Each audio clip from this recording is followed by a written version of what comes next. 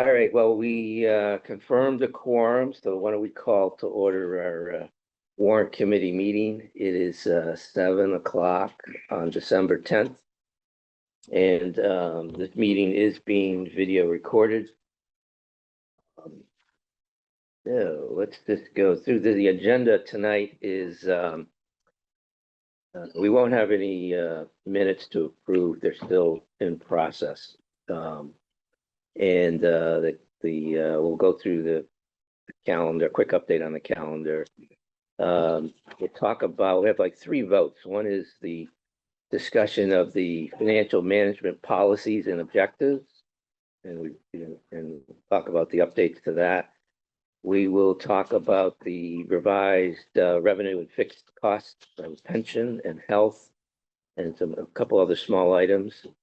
And then we will talk about the updated school and town department FY26 budget guidance and take a vote on that guidance, as well as a draft communication that's similar to last year to all the budget makers.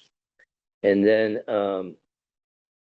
bulk of our meeting, I think, will probably be spent on the capital budget committee FY26 capital appropriations for non-buildings, and that there's some additional materials that Brent put together on that, in addition to what was in the meeting packet. And then we'll get a school building committee update. Well, that's really the agenda. This is the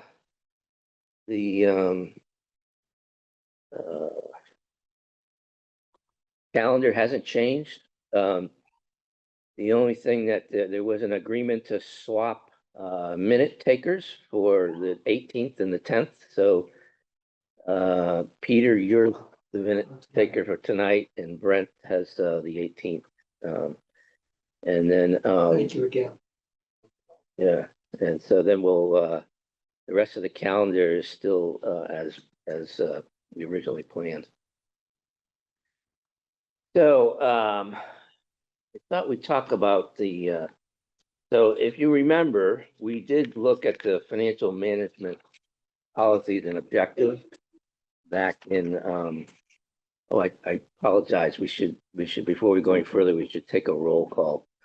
I just remembered that Emily is joining us, so why don't we do that, and we'll start with Brent. Present. Ed Buzala, present. Bob Slaney, present. Steve Callahan, present. Ashley Leduc, present. Emily McCabe, present. Peter Michelson, present. And Pete. Pete Saladino, present remote. Okay, and Jillian. Jill Rafter, participating remotely. Great. All right. Sorry about that. I've forgotten that we had to do that. So the financial management policies and objectives. So the background on this was that we looked at these, I think, 2 meetings ago, a couple months ago, and we probably actually it was September, I think, so maybe 3 months ago. We made a couple of little changes, but generally there was wide agreement that what we had was in good shape, and we sent it off to the select board for a review. And bless you. Thank you. And it took them a little while. I did appear before them. Bob and I actually went to one of the meetings where we took them through the highlights of what the changes were to it. And they hadn't, a couple of them hadn't, studied it in depth and wanted more time. So I met separately with 2 of the directors that needed more time to more the select board members, Gus and gosh, I'm drawing a blank here. Eileen, sorry. And they shared with me their thoughts on it, and generally were supportive of it. And we have a couple of the edits that you see in this draft are from primarily from Gus, but most of them, but so these are what I'd like to do is maybe we could, we could go through these real quickly. And if there's any discussion that we want to have, we can have it. And then if people feel comfortable at the end, I don't think there's anything controversial here in terms of what's being proposed. But if people feel comfortable, I think the plan would be, after we talk about it, unless there's further edits, we would just approve these and then sign the policies. So on page 3, I don't know if everybody's got a copy of it, but on page 3 is the first set of edits. And again, these are sort of, I would call them very, very, very minor wordsmithing type edits. Any comment on page 3? Page 4? Any comments on that one? That's just a small one. Page 5, this one, the background on this one was really, this was a carryover from the prior policy, and what Gus had a suggestion was to make it clear that the warrant report, but any budget in the warrant report that doesn't comply with a financial policy, that there will be a explanation from us included in the warrant report as to why we think it's appropriate or not. And then if there's an alternative budget that gets proposed by a resident at town meeting, that the expectation would be that they would explain, if it doesn't comply with our policies, they would explain why. And then we would be invited to weigh in on that. Yeah. Do we have to respond? We don't have to respond right down to the end, though. Well, I think it might be helpful if we did. Yeah. Yeah. If you can, I think, yeah. So I Yeah. apologize, I'm not sure I followed it. So if some individual citizen proposes something at town meeting, That does not comply with the financial policies. then we Then, have to, then that, will we have seen it in advance? So we. well, I don't know. This is all hypothetical. But I mean, technically, anybody can propose anything at town meeting. Right. So, so the proponent of what alternative budget it is would have to explain to the whole town meeting why we should adopt a budget that does not comply with financial policies. And then we, as the Warrant Committee, would be invited to provide a position on that alternative budget. Either saying that it doesn't comply and, But in the real world, in the real world, this is no very, citizen is gonna have read our financial policies and know whether they are or are not in compliance with them, right? correct, probably, So probably. how Well, I don't can mean, they, how maybe, can they be called upon to explain why they're not in compliance with a policy they might not have heard of before that evening? well, you're assuming that they haven't read it, but it's possible they could have read it, especially if they're gonna present a budget, alternative budget. This was there, this is like a legacy policy that was put in because we actually had in 2018 a situation where we had 3 budgets. Okay, and so it was chaos. We had the select board had their own budget, the warrant committee had their own budget. Then there was a 3rd budget. So, that's why this provision was put in here. I don't think that it's very likely to ever happen again. Well, that's fair. So, all right. With the addition of that, I guess, to what end would the back and forth end, Well, I think it would be a simple statement, I don't think we would just explain to the town, if they if they explain why they think the budget is important, not being in compliance, then we would just provide our perspective on that. You know, whether we, you know, whether that is accurate, or what our position would be, you know, on the fact that it's not in compliance. Steve, Yeah, can I add something in here?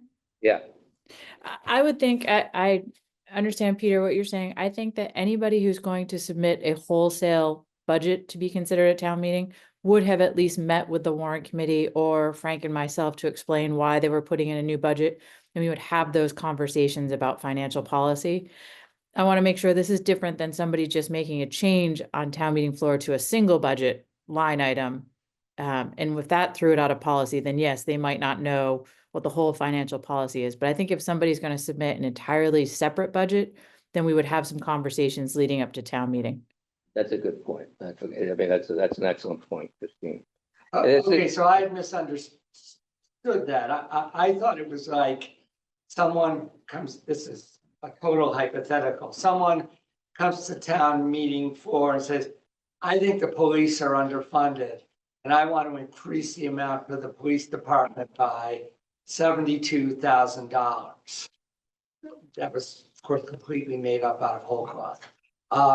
And we say, can you explain why you're not in compliance with our financial management, blah, blah, blah, blah policies? That's not That's what this different. policy Right, contemplates. no. I mean, chances are a proposal like that wouldn't even affect the financial policies are very broad and, you know, sweeping. So they deal with the bigger picture. Now, on the other hand, if somebody wanted to come in and say, well, I want to slash the operating budget by 20%, you know, or I want to add 20% to the operating, you know, that's what this is. Oh, what the deal. Okay, Sorry, thank you, I didn't understand. all right. Just to make a comment on it, because I think the process that we're going through here, and which began in September with the financial policy, is all designed to have a foundation for the budget that we approve, right? And the guidance that we approve. So really, this is why I feel this is really important, the way we proceeded with this, starting in the first meeting and going over the financial policy and the guidelines and the test. And then building from that, the budget that we will talk about today. So, you know, expected the warrant committee would have total context in building that up. So if someone brought up a cost since that was outside of this, we'd be prepared to, if we keep this process in place. All right, okay. So moving on to the additional edits, on page 9, there's some, there's an edit to basically, this is a point Gus raised, like, well, will we ever put more money in the pension reserve? And so there was an edit to say, we don't, at the current time, we don't think we're going to, but we'll reevaluate that periodically. That's all it says. And then the post-employment benefit is exactly this. We covered this at our last meeting. So this wording is exactly what you saw at the prior meeting. Okay. The debt policy, there's a minor change to strike the word rapid debt. Strike the word rapid from the sentence on page 15 that says the town should strive for rapid debt repayment. So it just says we'll strive for debt repayment schedules consistent with the useful life. Okay. And then on, you know, there's just a lot of very other minor wording changes, but I think those are pretty much the edit. So, would entertain unless there's any further discussion on this, I'd entertain a motion to, I have a question. yeah, Is sure. the Norfolk County retirement system all set? We're going to talk about that next. Okay. Yeah, we have it. All right. What's that? That's part of our policy as well. Yes, yes, that is, yeah, we changed that. Yeah, well, I saw some of the back and forth. Yeah, we talked about that at the last meeting, Okay. post-employment benefits policy. Talked about that. There's changes to that one Yeah, as well as OPEB. yeah. Remember last meeting, we talked about that. So, but I'll give you an update on what's happening there. Okay. When we talk about changes to the budget. All right, any other questions on this? Okay, and entertain a motion then to approve the financial management policies and objectives. Motion to approve the financial policies and objectives. Is there a second? Okay, let's take a roll call vote. Brent? Aye. Aye. Aye. An aye. Aye. Aye. Aye. And Pete, Aye. Jillian. Aye. Okay, great. All right, I'm gonna circulate a signature copy. I've already signed it. So I'm just gonna pass it That around. was perception. Yes, it was. But you can sign it and pass it around. And Pete and Jillian, next time you're in the town hall, stop by Frank's office. I will leave the original signature pages with him, and you can sign the document, okay? Okay. Thank you. All right. Okay, so our next item is the revenue and fixed costs. And Frank, do you want to come up and walk us through this? Sure. There aren't many changes, but I thought it would be helpful to hear from Frank directly. My laptop will, Oh, okay. Yep.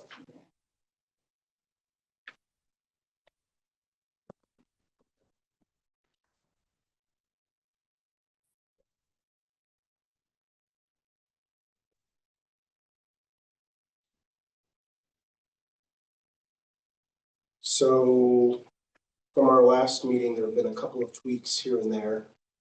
And I'm looking at the spreadsheet that Steve has up on the screen. That was also the tactic. On the unemployment trust fund, which is about 3/4 of the way down the first page. Yes, down here. That was originally forecasted at $50,000 for a fixed cost. Georgia and Kathy Benton, our HR director, reviewed this a little bit further. And they're now recommending 25,000, which obviously saves a little bit, $25,000. I'm gonna skip, it's okay with you, Steve, I'll skip health insurance for now. Okay, we'll come back to that. Yeah. Okay. And then head down to vocational school assessment. So our account at Tri-County has increased by 1 student going into the school year. So initially we had projected a 5% increase for our assessments, which won't be final until so given the increase in our head count, we now expect that to change by at least $25,000 heading into fiscal year 2026. And just as a reminder, that excludes Medfield's assessment for the new school building project that is underway. That capital assessment is funded through the Municipal Building Stabilization Fund. So that's over and above and separate from this operating assessment that we send us every year. So this 25 offsets the savings from the unemployment trust funds. Okay. Would you rather discuss the health insurance first or the pension assessment? Why don't we do the pension assessment and then well, actually, we'll go to health insurance. How's that? We have a schedule on that. Okay. Yeah. So I apologize again for the Excel mess up last meeting, but this is an updated spreadsheet with the correct family and individual formulas. And also, headcount that is updated for our December billing, so it decreased slightly, I think, by 4 people. Yeah. You can see that now gets us to, compared to what we had in the last budget spreadsheet, it's dropped slightly. Our projected increase now is $527,000, almost 528, or at a percentage basis, about 10.66%. And you can see the individual line items that make up that grand total of $5,476,667. And those rates are based on the fiscal 26 rates are based on a 10% increase. I was actually at a meeting this morning with other folks in our neighboring towns, and they're expecting the same thing, 10 to 15%. But those rates won't be final until January. Have to be in Mansfield, like coming to 15%. Oh, really? Yeah. Just a mix. Yeah. Yeah. Well, the interesting thing here is if you remember, we were talking about a bigger increase based on the error in the spreadsheet, right? Right. But offsetting that is a reduction in the number of people. So it's sort of a, look, we're lucky we have Christine who's on the committee. What's the name of the committee, Christine? I am a board member for the Maya Insurance Company. My insurance company, okay. Then we still have the 200,000 buffer in there. Yeah, we have the buffer. Potential change. Yeah, yeah. So I think we originally had 175, and after we looked at it, we upped it to 200, and so I think this should be good. You know, we're lucky we had a few less people to cover, so. Any questions on this health insurance budget? Right, just, I tried to some of this in the last meeting, although I did watch the video. This is basically, I mean, it's not straight number of employees times $6, but it's pretty close to that, isn't it? Mhm. Just you take the capitation, how many employees, yeah, and so then you figure out how many are single versus how many have families. yeah. This is, so the table on the left side is our current, it's literally right off of our health insurance bill that we get from Maya is current head count, the individual plans that they're on, and one of those plans are individual plans or family plans. And then as Steve and alluded to, historically, we've had a little bit of, for lack of a better term, a buffer to account when people leave the plan, people switch from individual to family. We have new hires, things like that. Maybe their spouse has they don't want to go on their spouse's insurance anymore. So during open enrollment, they jump to Medfields, things like that. Frank, what percent of health insurance does the town pay? Depends on the Just curious. plan. It's 62% of the HMO and behalf of all the countries. And this includes teachers? Yes. Yeah, this is teachers, this is all of Right, us. okay. I made the duh, but okay, cool. That is interesting. No, it's a good question, because the pension is just, the teachers have their own pension, it doesn't flow through the town. So the MedX stuff is not teachers, it's just, No, that would still be teachers. No, oh, retirees, insurance. insurance, not. Insurance, yeah. this covers everybody, but pension, Mhm. it's just the town side. It's a lot of family plans, it's surprising, actually. Yeah, Must Yeah. be good insurance. it's gotta be good insurance, right? Yeah. It's very expensive insurance. But people are paying it because a lot of it. They don't have a lot of people don't have a choice, but it is a very expensive plan. Yeah. It's a big number too. Mhm. Yeah. Yeah. So, Any other questions on the health insurance budget? Okay, And then I believe the only change that we made on the pension assessment was, I think, as we discussed at the last meeting, there was a lot of back and forth, I guess you could call it, between the county and its member towns. Or excuse me, and retirement, and its member towns about the 26 assessment and beyond, the fiscal years beyond. Excuse me. However, since our last meeting, was that the county retirement board will still be offering a 2% discount for those towns that get an assessment in July, as opposed to some towns who might space it out in 2 payments over the course of the fiscal year. Medfield has historically made the payment in 1 payment in July, and again, for doing so, you get a 2% discount. Given some of the uncertainty that we were sensing, we weren't sure whether we should include that 2% discount. I want to say the savings is like 60 some odd thousand. yeah, So it's not, the end all be all, but we were able to confirm that 2% will be offered to us in the new fiscal year. So it's been adjusted for that as well. good. And I think I shared with you, I shared with all you some emails that Christine had sent from some of the back and forth between the member towns and Norfolk County. And needless to say, they seem to have settled on 26, but what happens in the future years is still very much up in the air. They want additional analysis done, and they want, they want a separate meeting. So Yeah. coming up soon. And yeah, I think in January they're trying to schedule that. Yeah. So that's the only open question at this point is, and I think it'll happen.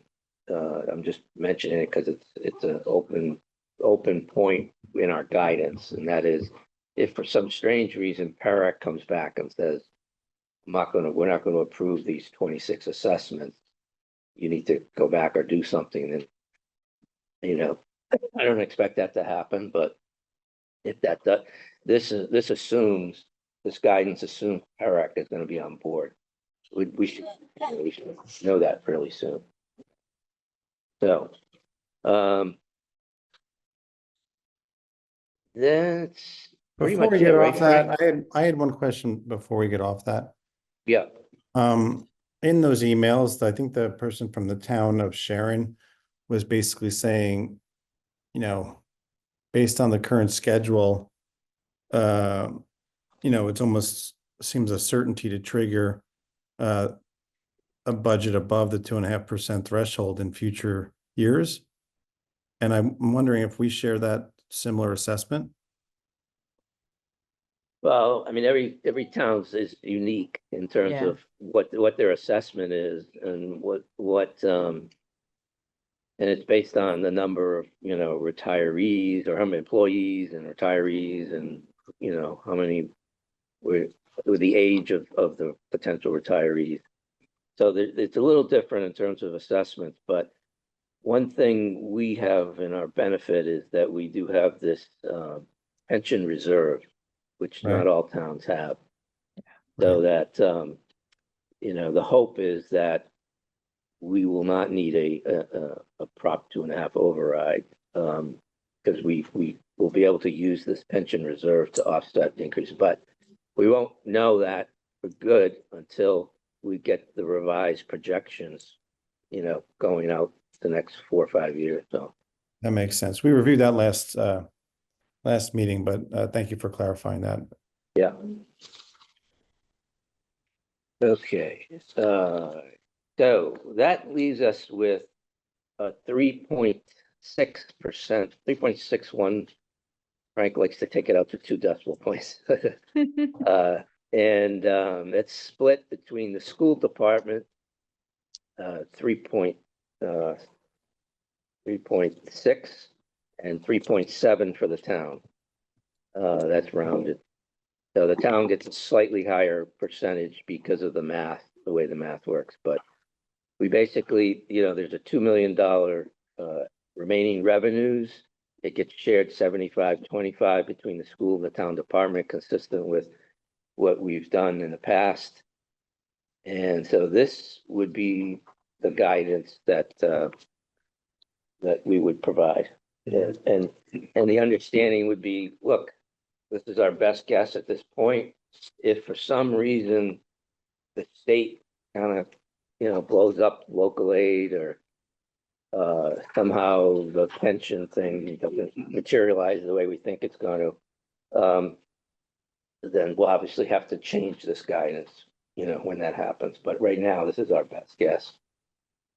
So I would entertain, unless there's any questions, I'd entertain a motion to approve the school and town department FY26 guidance, budget guidance. I move to approve the FY26 budget guidance as outlined. Okay. Is there a second? Second. Okay, let's go around. Brent? Aye. Aye. I'm an aye. Aye. And Pete? Aye. And Jill? Yes. Okay. And just to clarify, so using these numbers, does this vote also authorize you or to write that, provide that direction as in a letter that we provided last year? I've got a draft of it, and we're gonna take another vote on that. Good. So that's our next agenda item, discussion of draft communication. So I took last year's letter and I edited it, for our current situation. And this really just sort of talks about the tax rate and, talks about the slowing growth of property tax levy, the budgetary constraints, and that we probably will have upward pressure on the tax rate in future years.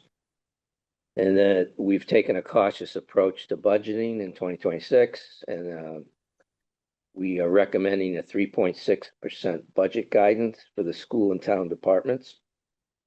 That the amount of the COLA for non-contract employees who are not covered by any collective bargaining agreements and salary increases as stipulated in the collective bargaining agreement for contract employees are expected to fall within this overall guidance. So, the personnel board will make a recommendation, but it's our expectation that they're not going to come back with 4% COLA, right? Whatever they recommend has to fall within this guidance.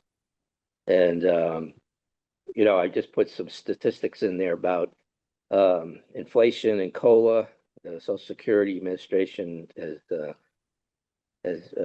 set their COLA for 2025 at 2.5%. And that, I think, is heavily relied upon by personnel board. And so, and then in prior years, we had a COLA of 3% in 25, 3% in 24. And then before that, it was 2%, several years before that.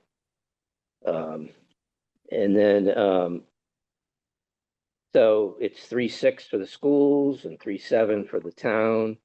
And then we talk about how we think that department heads should first work with the chief executives and their elected board. So the superintendent and the town and then Christine, and coming up with, it's the same process as last year, basically. And if after, they go through that process, if there are any unmet needs, we'd like to know about those, that they can't deal with. And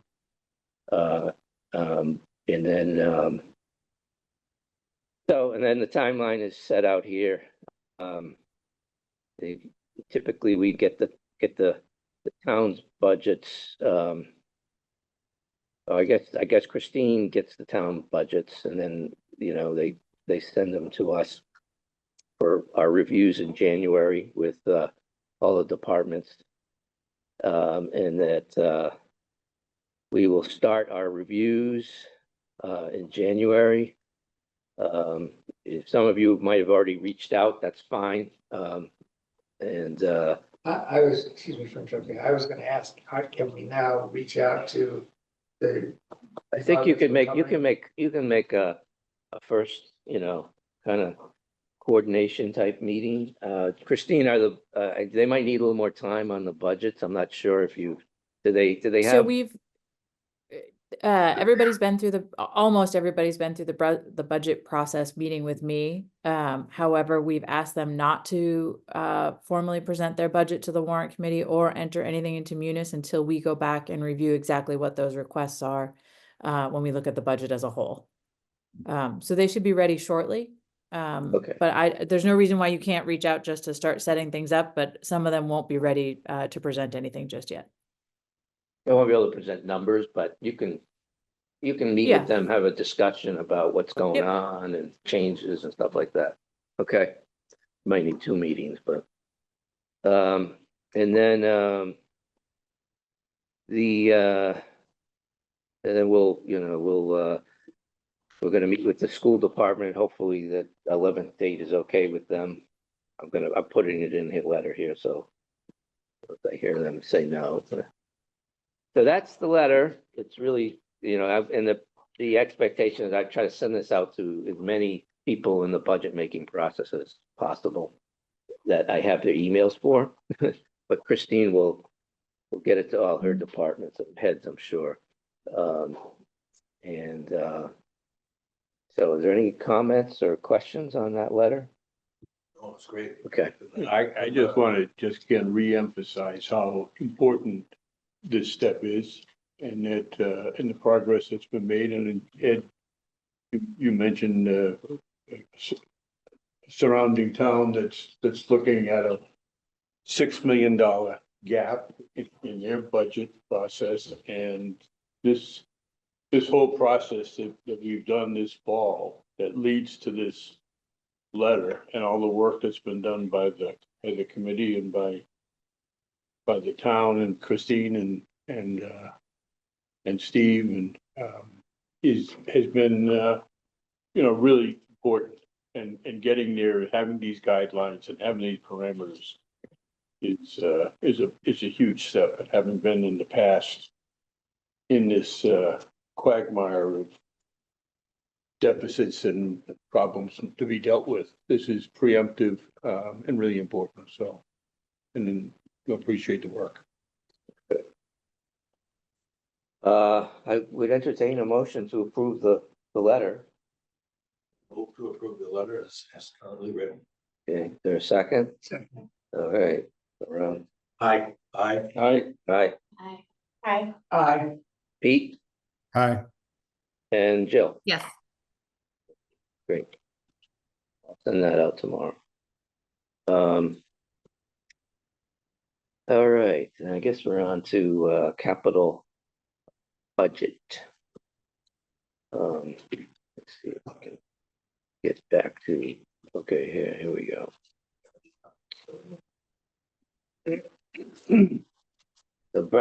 I guess Brent will take us through this, but we're just, gonna, maybe he can talk about the whole process, but the detail that's before you is just the non-building capital budget. The building one, they didn't get around to voting on because of there's a new department head. They wanted to get that person on board and give them a chance to get through stuff and present. So I think in January they will, I think, have a rules of the municipal building capital budget. So I will turn it over to Brent. Is this the slide you want?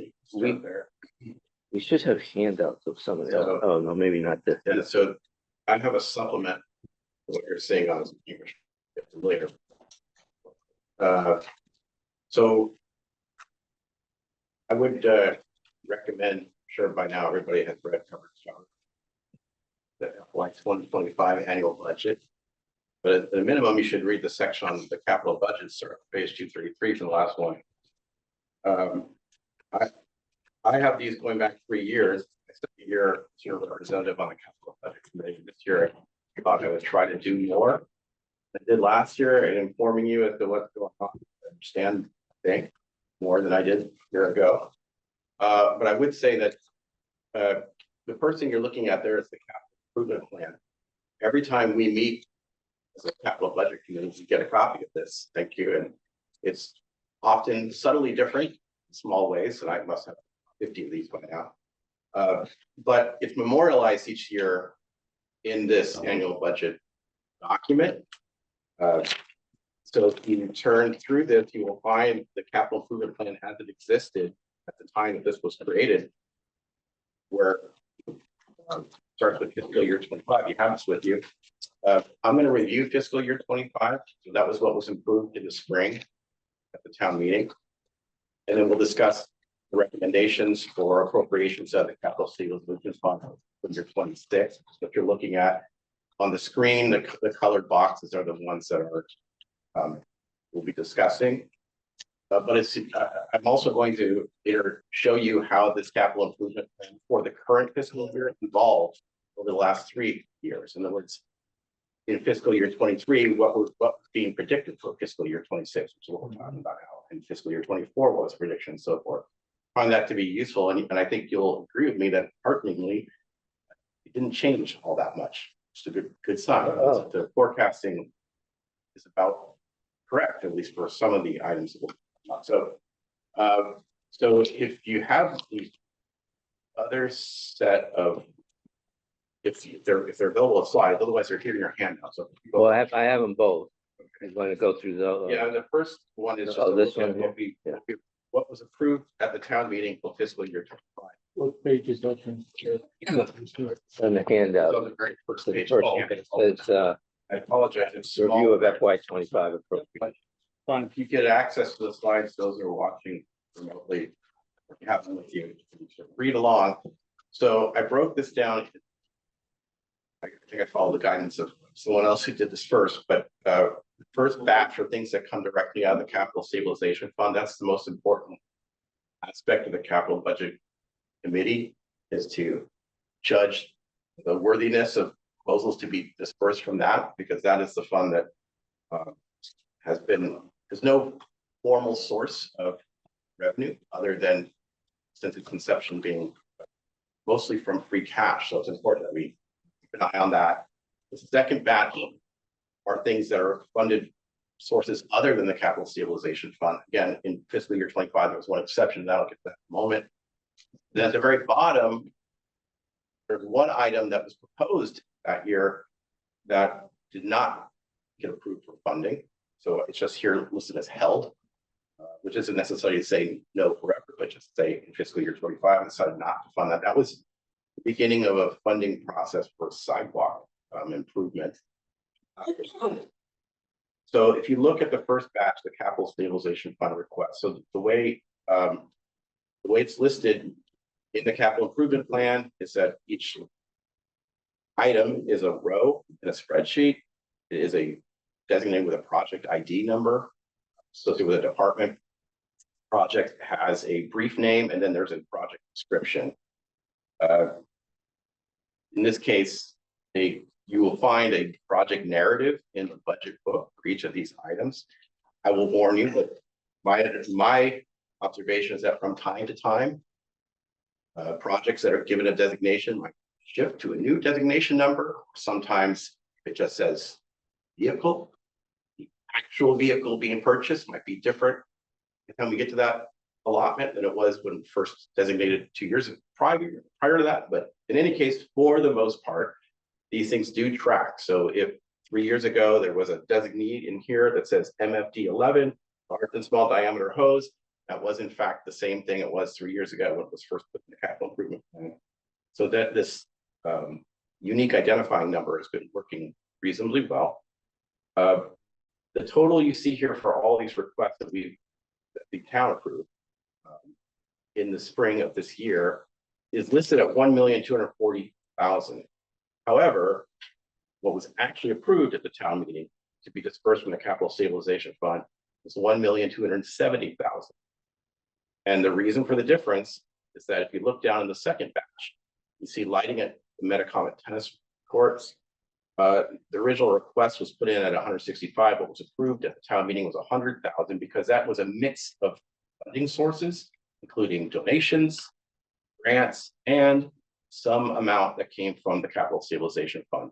I actually haven't seen an accounting of that breakdown. At the town meeting warrant, it just simply said $100,000 funding on the field. It just said capital stabilization fund / Parks and Recreation revolving fund.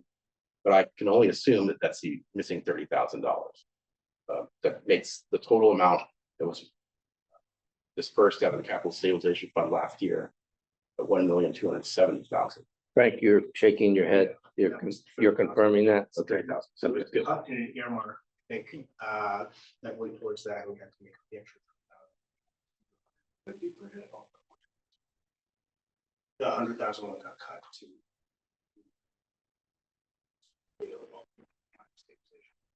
So I think the numbers add up. Okay, They good. match.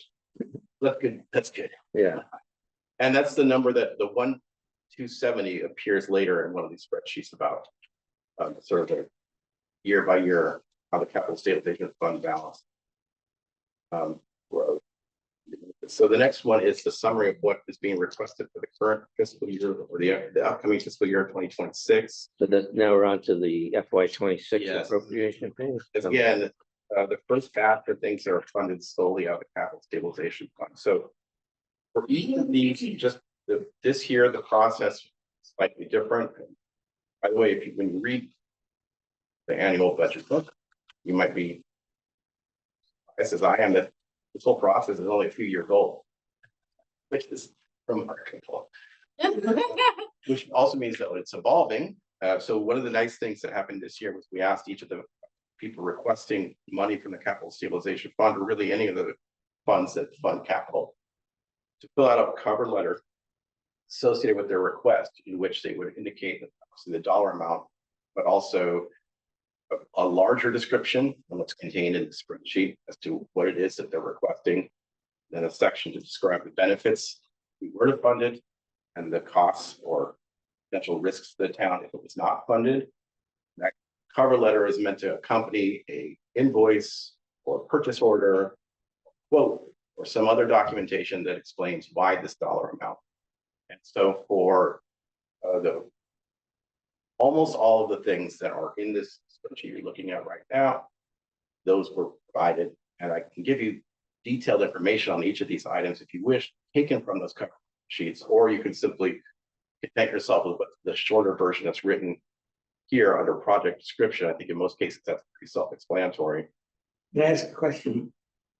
I have a memory that at a prior meeting, you expressed you had questions about the IT lines. Yeah, that's What exactly it went for, Yeah. what was being bought for. He's got spreadsheets. yeah, that's there. He's gonna cover that. Okay. Yeah, no, Good memory, though. that's true. Because it is there. You see it on the third item, IT5, school IT. So, so in a little bit, I'll tell you a little bit of the history of each of these items, but the important point this arrow is pointing at is the dollar amount, total of 988,000.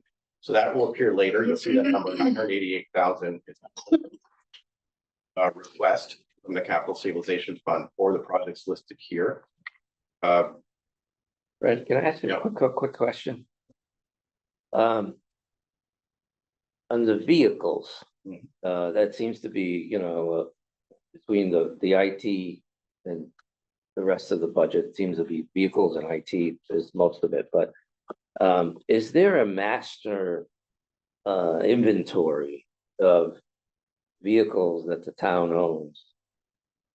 When they were bought, expected useful life, the mileage and all that, because every year there's all these new vehicles we're buying, and it would be nice if somebody could sort of.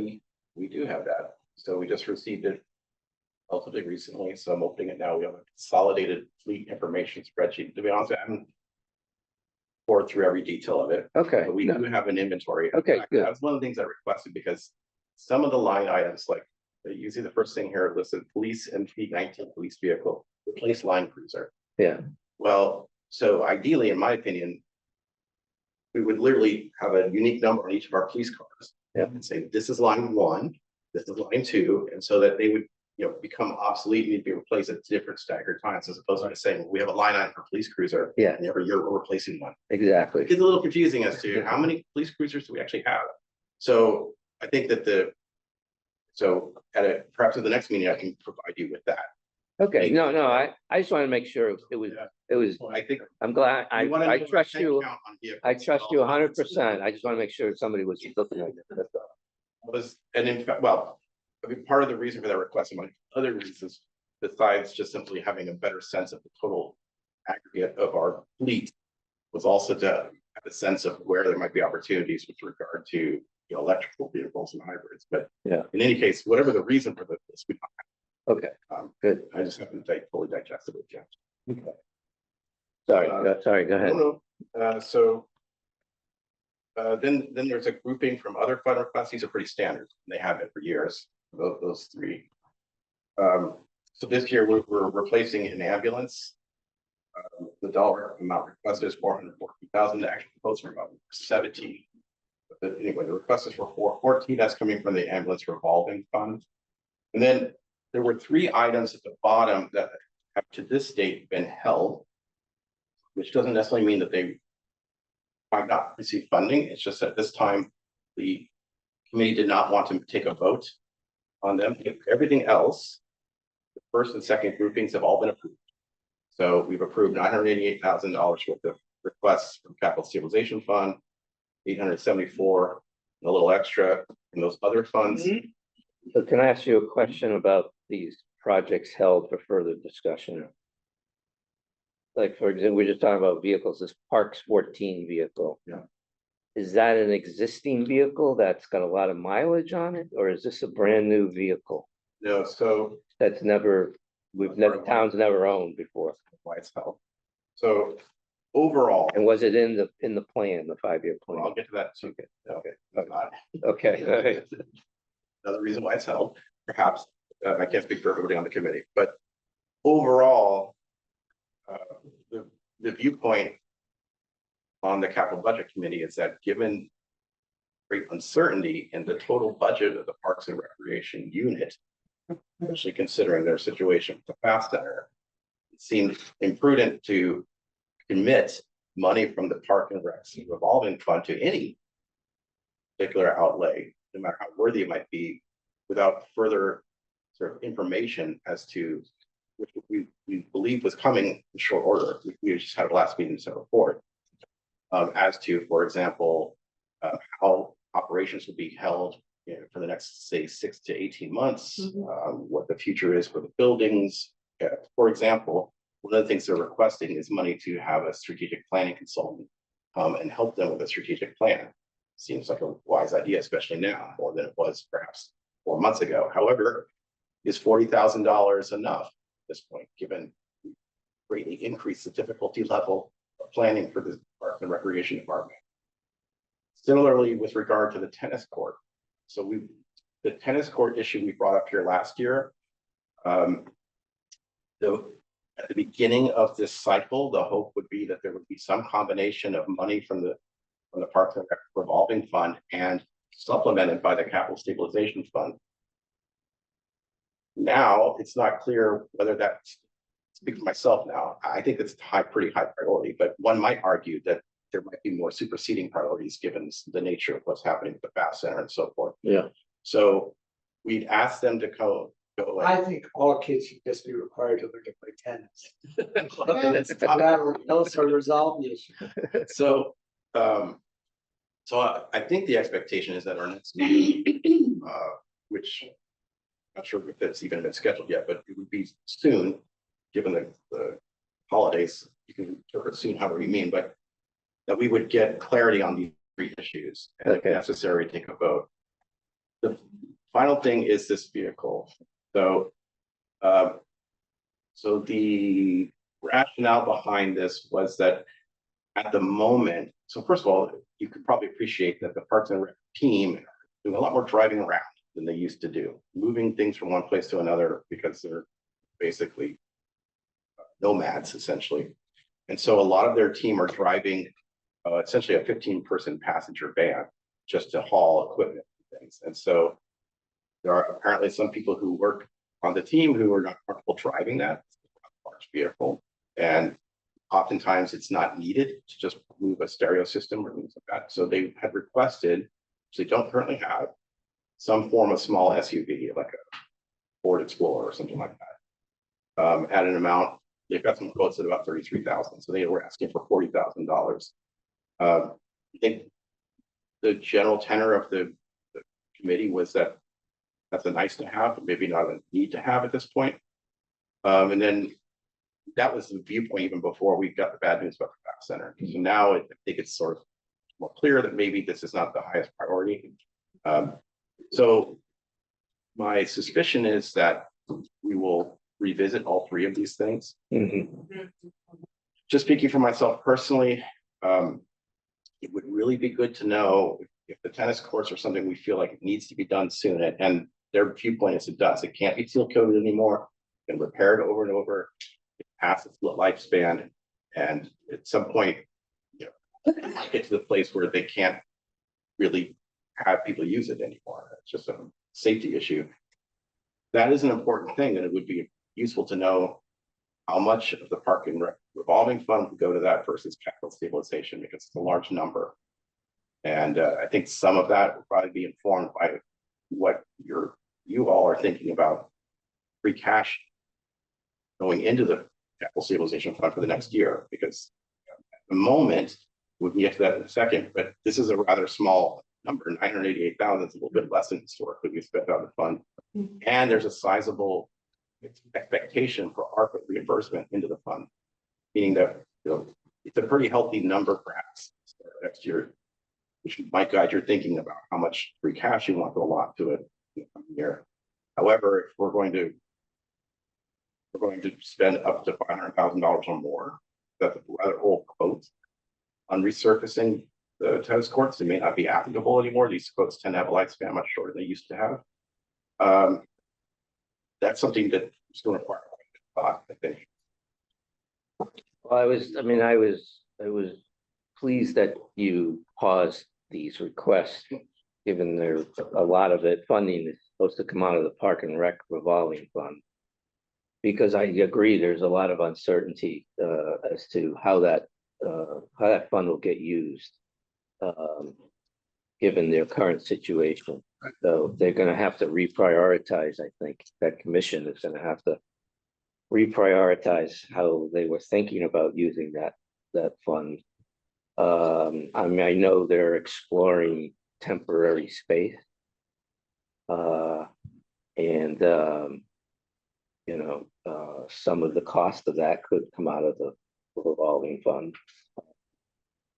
You know, so there's a lot to talk about, I guess. Has the commission come before you, or is it just Katie that comes before you? Well, Katie does all the talking. Yeah, okay. I would say that myself, the larger issues and the greater context have not been communicated to me. So Yeah. So I mean, they have a real challenge now, as you know, with space. And so I know they're talking about they're looking at all options, leasing space, they're talking about buying modulars. And you know, the expectation, I think, is that it's not, you know, it's not going to be a 1-year thing. It's going to be a multiple year situation. So you know, okay. Well, I guess What was the Right. what was the narrative on the new ambulance? So I'll just read this. The wear and tear on the ambulance has increased tremendously since going ALS, in addition to Norwood Hospital OOS, which are the things where we were traveling further to transport patients, increasing maintenance costs. Well, I should say that replacing the ambulance in fiscal year 26 was on the capital improvement plan for like 3 years now. So this was an anticipated cost. Although as we'll see in a second, the expectation was that when we got to this year, it would cost $345,000. And instead it's costing $417,000. But at least the notion that it was going to be replacement by this time was Yeah. already in the works. Yeah, and this gets funded, Pete, out of Yeah, this ambulance revolving fund. So Yeah. it's sort of, you know, it's self-funded from services they provide. So I they see. collect, So the revenue goes into from the providing the services to the other towns. That goes Yes. into the revolver and then Yes, it sort of pays itself out here. right. Yeah, yeah. Brent, I mean, I guess it's 7 years old, so, and I'm sure it has a lot of mileage on it, so. Well, what's all that's is out of service. Out of service. Okay. Just the hospitals are closed. Yeah. Brent, when I say this, presumably Jeff Markson will burn me, and after 2 years, perhaps just burn me. But, so I've heard from parents whose students are on the tennis team that among the issues, which I totally understand because the courts are in such really terrible condition, is it's pretty hard to have home tennis matches because the courts are in such terrible condition. And this has been an issue that the schools have had, in particular the Medfield High School has had concern about. I know their budget's super tight, but I just wondered, has there been any discussion with your capital budget of, you know, maybe getting the school to kick in a little bit towards the cost of the tennis courts, or has that not come up at all? It hasn't come up in the committee meeting. That wouldn't be a precedent. When they put in the original field, the school committed $30,000 a year to help pay for that. So it wouldn't be the first time it's been done. But, you know, we can look at that as we look at the athletic revolver this year. We can see what's in there. But those funds, you know, they're usually pretty well spent. I forget what the balance is in there. But it wouldn't be the first time it's happened. Okay. The other thing is, and you mentioned, right, that 500,000 may be an old number. You know, it certainly would make sense to have that updated, because 500 could very well be 600, the way things have escalated in cost. The impression I got was that 500,000 was as much a guesstimate, so the real estimate. So based on other municipalities have done similar jobs recently. Yeah. But I don't quote me on that one. I haven't. Are we doing the one at the high school right now? Like ripped up, I walk by it all the time. The two courts at the high Yeah. school, We like multiply that by I think it was, 3. I'm doing this from memory and I typically lay off, I have like the number of like 190,000 to do the two courts at the high school. That sounds about right. So, So 500 probably. So 3 is 570. And 3 to 190. well, there's 4 courts at Metacomet. Okay, so So if you double 190, that would be 380. 380, but what someone told me. I can't remember if it was Katie told me this, but maybe it was even Christine. Anyway, someone told me that there's a new technique for rebuilding tennis courts that is supposed to last a long time, a longer time. And the feeling is, since the courts do need to be torn up entirely, they can't be patched any further. Let's do it right and do this new method. I don't purport, I'm not pretending that I understand what the new method is at all. But anyway. Wouldn't be surprised to hear when they're replacing fields like the football field, that technology is changing every 2 years. Yeah, yeah. It's getting, so would be surprised if there's probably a better solution, but I doubt it's less expensive. Is there anything that's less expensive? Brent, how much is in the park and rec revolving? Well, that's a good question. Do you know that, Andrew? The balance fluctuates throughout the year. Sure. I think right now it's carrying a balance of about 200,000. We're talking about funding article, about doing a little research into it. And that profit for the last 3 years is between 100,000 and 200,000. So if you're trying to spend large articles, they don't have bring in a huge amount of money like that. Sounds like they're spending most of that every year. Like last year, they had a profit of like 162 when we took out like 170 something. We spent articles, so we took more than we Yeah. paid that year. Yeah. Okay, well, So, sounds like we're not gonna solve this now, but so the next slide, which I just thought you might find useful. This is a job you can do yourself by going back to the budget books and looking at the capital improvement plan. It's just a repeat of the previous slide with the request. I just shortened it a little bit. So and I added 3 columns. So if you think of the first item, with the ID number of MPD 19, each vehicle, and then you can ask in fiscal for the capital improvement plan that was in the fiscal year 23 budget book, right? Forecasting for fiscal year 26. Was this item in that request projection? And if so, what was the dollar amount? And you'd see that, in fact, this vehicle was not there.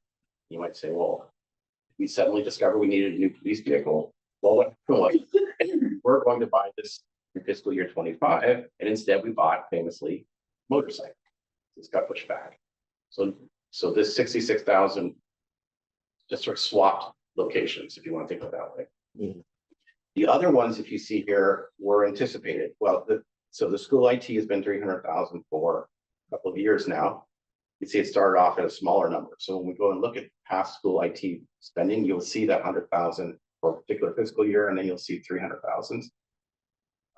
If you look at this facilities 5 vehicle replacement, so it was forecast to be spent in fiscal year 26 at $45,000, and then it suddenly got moved up. Last year, I think this was snow removal vehicle that's shared with the schools, and we bought. I think that's what this was. Got moved up, right? So that's why you don't see it in fiscal year 25 anymore. But I think for the most part, you can see that by the time as the forecasting approaches the year we're about to talk about, fiscal year 26, the numbers tend to converge. It's pretty good. And for the most part, when it comes to vehicles and certainly the quote other fund requests, which are highly predictable, they're essentially set. These things were all anticipated expenses if sometimes the cost went up a little bit by the time we got there, like the ambulance. Here down at the bottom, you'll see that these 3 things we were talking about earlier about parks and rec were never part of the capital improvement. Now, we have had a change of leadership, so it's not a surprise. Last year, we became aware of the urgent need to resurface the Metacomet tennis courts. When you look in this document we all got, it says TBD. So that's another suggestion, maybe never had to ask what it's going to cost in the $500,000 or something of an estimate. But the other 2 are new to the plan. We go forward into fiscal years 27, 28, 29. As far as I'm aware, I couldn't tell you that there was any particular new thing forecast in the future.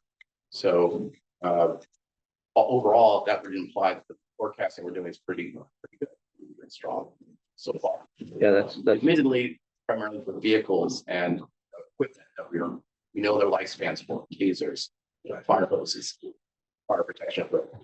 yeah. This is excellent. Well, it's reassuring, I guess, in a lot of sense. Let me ask you a question on this. The strategic plan consultant, Park and Rec, the 40,000. Yeah, I don't know if you know, but there was an article that I think the 2019 town meeting, or maybe it was 18 town meeting, where they got some funding to do a study for a new buildings, but it was sort of in the realm of studying strategically what they could do with the programs and potentially do a new building. They haven't spent it all. Okay, I think there's like 110,000 left. So I'm asking whether this 40 could like come out of that. Yeah, that was brought up at our last meeting. Okay. It was explicitly suggested. So I hope that Okay. people are looking into that. know that that article specifically was just for the building stuff, it wasn't for a strategic plan. They had an older article the year before that was a strategic plan, it's like $1,000 left. So this is a second strategic plan. They had a strategic plan and then they had to follow a year, they had just specifically For the, yeah. building. You know when the first strategic plan was done? It was the year before. It must have been 2018 and 2019. Okay. I also, sorry, I also think that's a market analysis that they did. Necessarily strategic plan, where they compared to, where they saw where the revenue was coming in around town for park recreational things. It was more of a marketing analysis.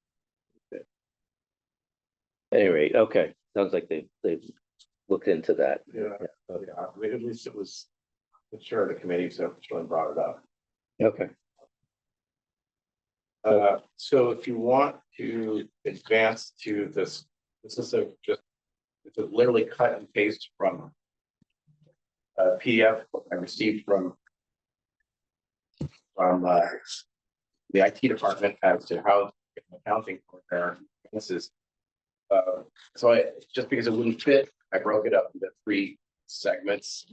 The first, so it's sort of the money that was appropriated in the capital stabilization fund for a particular calendar year, and then how it was dispersed, sometimes over more than one fiscal year, because of other reasons. Particularly, this was true recently when it comes to electronic equipment from Asia. There were significant delays between making the purchase order and receiving the product and actually making the payment. Mhm. So, but nevertheless, pretty detailed accounting for all the money that's coming went. And what you see here is that this is predominantly hardware. But I tried to go through and figure out what all these things are. A wide bot WIP enabled sensor, for example. But my Googling skills are only so good. But I would say that the most part, the heavy dollar amounts are for a piece of hardware, which is not necessarily computers and laptops, but often other things like routers, door key locks, cameras, basic security. But there's also software licensing and so forth. So we have been promised that we will receive these now each year. Putting words in the mouth a little bit of the IT department, but I think the consensus is we'd like to see this every year. Just get a sense of whether the $300,000 is in fact a roughly accurate amount, which it appears to be based on just 2 years worth of data here, or whether it's insufficient, or it'd be great if it turned out to be more than was needed, but so far that doesn't seem to have been the case. If you have specific, this is really for your FYI to digest at your leisure. I couldn't possibly answer a specific question on any particular line item. My own question, help me read this. So if I'm looking at the very first one, 63,000 and 221, 312,000 and 81,000.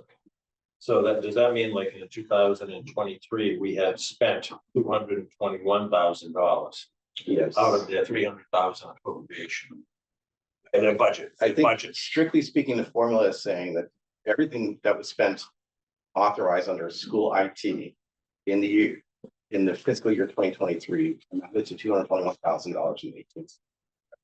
So And that some of that was authorized in a particular fiscal year. So fiscal year. Ed, if you look at the next page, so the one up on the screen, the 2022 page. Yeah. See that the 221 under 23, they have all the detail there. Right. That's what they spent. Yeah, and the same for 24. It goes on. And each year we had a budget of 300,000. Yeah, except for 2022, it was 120, I think. Oh, really? Yeah. That was a small amount. So they overspent in a year. In what? So that's what's getting that anything done. I put the schedule together. So I guess. Okay. No, so I have them in order by the article. I don't remember the and the columns are the fiscal year that it was spent. Okay. So these articles that are not spent, they carry over into the next year. So you'll see kind of going along the column as it's going along. It's like the first article in there. we spend some of it in one fiscal year, some of it the next, some of it the next. It's just pieces get spent. Goes long. It's like every over fiscal years. Okay. And this is, it says school, but this is school and town? Just Just Just the school. Okay. So there seems to be a lag of like maybe 6 months to 9 months, or, I don't, they seem to be not spending it all in 1 year, right? There's a delay of when they, yeah, like the article that we had at the last town meeting was very little that's been spent so far. fiscal 25, that's the 81,000, right? And is that a part of that because of procurement and delivery and? That I don't know, that's an IT question. Yeah, it's procurement, it's delivery. If you look back, some of this was done just after the pandemic when we couldn't get things delivered. It also, we don't purchase it until, I'm speaking on behalf of the school, so I apologize, but we also do this in terms of when we can schedule it for the easiest integration when the students are there. So a lot of times this work happens over the summers. So procedurally, when you have an act like this, when it comes to June 30, do they have to encumber the unspent money? Or does it just automatically No. carry over? You don't need to go. So these are special articles, these are. Okay. Yeah, I mean, it's not enough data to know whether 300,000 is exactly correct, but I think it looks within the ballpark to be. I was pleasantly surprised at how close it comes, especially when you sort of with your eye try to aggregate these as we spend out each authorization for fiscal years. So we'll definitely keep an eye on it going forward. I would say that whoever's in charge of the IT department budget should feel free to ask more detailed questions. Who has that? I'm like really struggling. Wait, you're confusing both of them. The IT budget that the warrant committee would review is the town's IT budget. This is Yeah, the this is school the- budget. But when So I this had would be IT, at, I had IT, I peppered him with questions anyway. I mean, right, but they're very separate. You would have to have a separate meeting with Dr. Marsden and Owen that would be separate than I just want to make sure we're very clear. They're two separate budgets. Yeah, all right, the last thing then is just a listing of those things that were authorized through expenditure from the capital stabilization fund that were later subsequently reimbursed from ARPA funds. So they were deemed eligible for reimbursement from the ARPA allotment and were then returned in the first segment there, $411,000 worth of expenditure was found reimbursable, and that money then was transferred at the town meeting back into the capital stabilization fund. That was in the spring of this year. And as of just a few days ago, the current estimate is that there is now $523,000 worth of expenditures that will be reimbursable from the ARPA amount that we presume we could then ask the town to authorize returning to the capital stabilization fund. So you see some of these things that are familiar the last couple of years. I remember the police motorcycle, the cemetery, and so forth, including the tasers that actually went up in price, but in the day, since it's coming from, well, it will be reimbursed from the ARPA fund. So that's my understanding is that after this allotment, when we vote to authorize the transference of this money back into the capital stabilization fund at the upcoming town meeting, that will be the end of the ARPA money. I think at this point, we've allocated all of it. so so I understand the schedule, the 523 will be a separate article at the 2025 town meeting to transfer into the capital stabilization. Yeah. I don't recall if it was a separate article, it was part of the capital plan. Okay. But yeah, last year we kind of voted on the individual articles that were previously. Yeah, appropriated. okay. So that brings me to my next question, which is this roll forward. You have it in the roll for, right? Okay, so you've assumed you get $850 from free cash. That we appropriate the 988. And that we get 523 ARPA offset. So that leaves us with $1,255,000, which is going in the right direction. So that's good.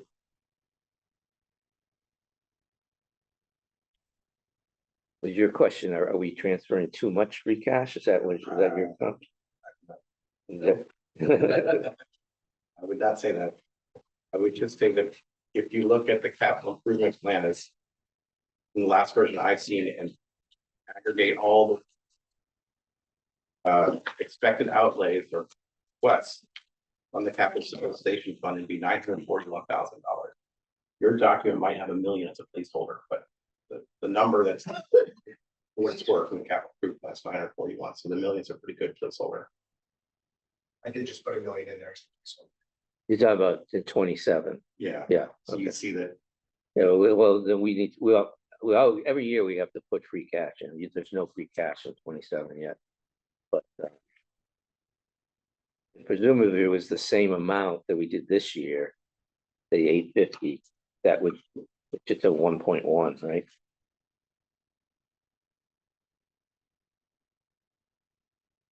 You'd have 1.1 ending balance. If we put another 850 in next year. Yeah, okay. Okay. Any questions on this? A lot of work. This, Thank you I very mean, much. this basic, so this I think will, do you know what this does to our financial policy? Do we satisfy it? I know it's moving in the right direction. In terms of like the 3-year average. Yeah, yeah. Double check, I think our 3-year average was around.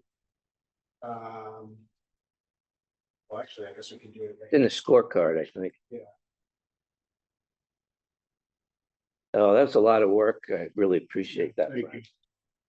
This is amazing, Rick. Thank you very much. Yeah, I really. think that the 3-year average was just north of $1 million, so I was dissatisfied. We probably will be in compliance then with that. Okay.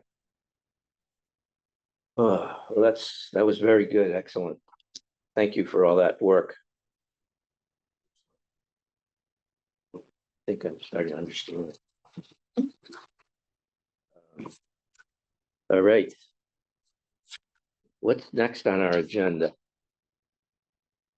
Let's see here. I think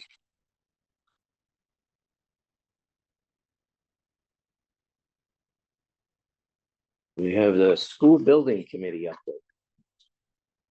That's some good Well, news for us, right?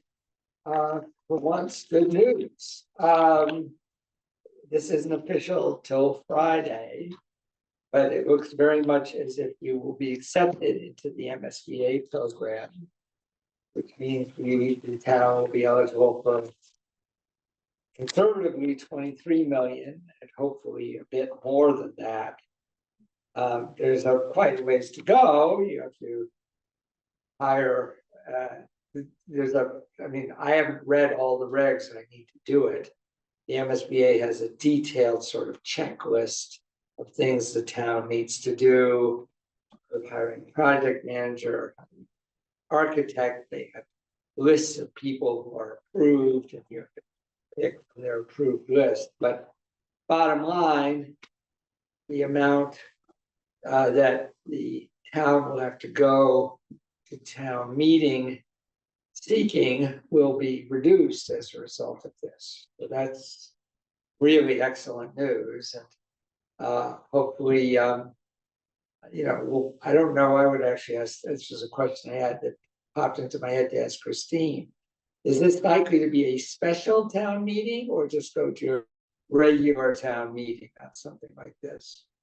Oh, special.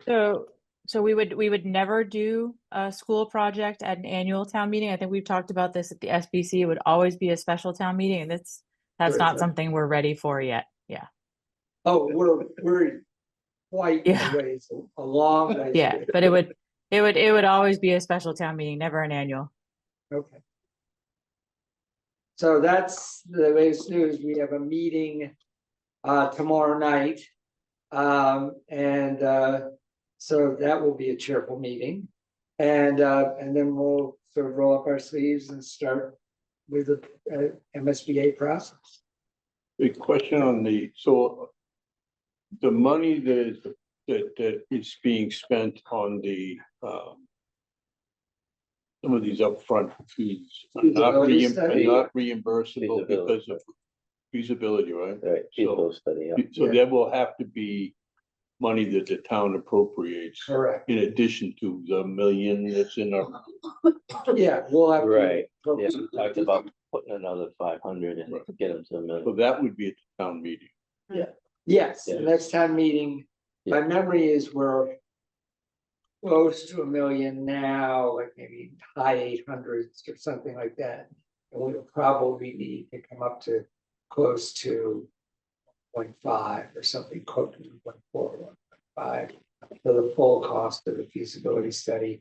And yes, you're also correct, because the MSBA paid for it last time, they will not pay for it this time. I think you should be closer to 1 million. Are we close to 1 I million? don't think you've spent to do the enrollment study, but I don't think you've spent a lot of money. No, we haven't. I just had it in my head. Yeah. But anyway, But the one, it's all great news. I think when you dive into this MSBA process as a committee, some of the first things you'll actually be in your belly. They will. One of the things that you'll have to do right away is bring a project manager on board, yes, and then you'll have to. That decision is entirely within the committee's purview. So there's an RFP process, right? You have to interview people. And so getting ready for that, gearing up for that process would be something that I would think the committee would. And then once you get the OPM on board, they can help organize your committee and get you into the next RFP, which is the designer. So those two big decisions, and the committee, sort of comes around consensus around what are the criteria that they're going to evaluate people on when they make a recommendation for an OPM, or you don't have full control over designer, but you do have some input, and what criteria as a committee are you going to use to decide what am I looking for in a designer? What am I looking for in an OPM? Those things. And then you have to go through you have to get RFP out and go through that process. That's gonna take you some time to do all that. Yeah. Yeah. But once you get those experts on board, they will do the heavy lifting from there. Yeah. That's great news. yeah, awesome. Yeah. I just ran some quick numbers. Because the last time we did this, you're right, it was around 23 million. But the MSBA increases their reimbursement rate every year, pretty much every year. So with the new one, it's closer to 25 million now. Okay, Yeah. So enough to sign on, so. and and then if they increase it next year, so next October, Yeah. we'll go up more. So it'll be the great news. Yeah, It really is. great. Yeah. Okay. Anything else anybody want to say about the school building committee? Okay. Good luck. Yeah, no, it's a long slog, but this is very encouraging because, it will help when it's time to go to town meeting to have a lower number. So that's really. Well, it gives you some flexibility in terms of just putting your programs together with that kind of subsidy, as it were. Helps a lot. Christine, any updates from you?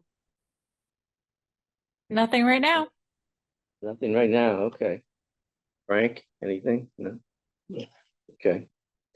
Any other informational items from anyone else in the committee? Merry Christmas, Happy New Year. Merry Christmas, happy holidays to everybody. Yes. Really And enjoy- Christine, I'd be remiss if I didn't say to you and to your team and the town clerk, the execution of the election was outstanding. They did a great job, and I think in preparation with all that was anticipated, I know, all the different changes that had to be made.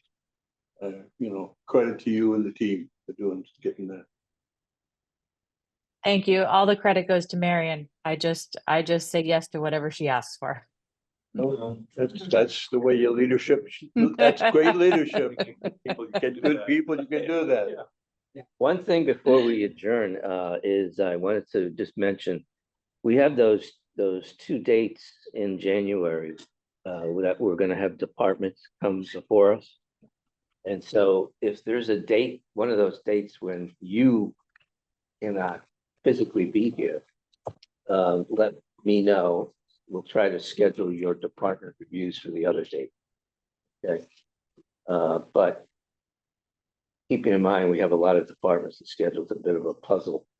Christine tries to help us put it together, so. Mhm. All right, The 14th and the 28th. Yes. yes, the 14th and the 28th, yep. All right, entertain a motion Motion to to adjourn. adjourn. Is there a second? Second. Right. Aye. Aye. Hi, Aye. Pete Yes. and Jill. Yes. Have a wonderful holiday, everybody. Thank you. See you. Thanks all. Thank you. Good job, Brent.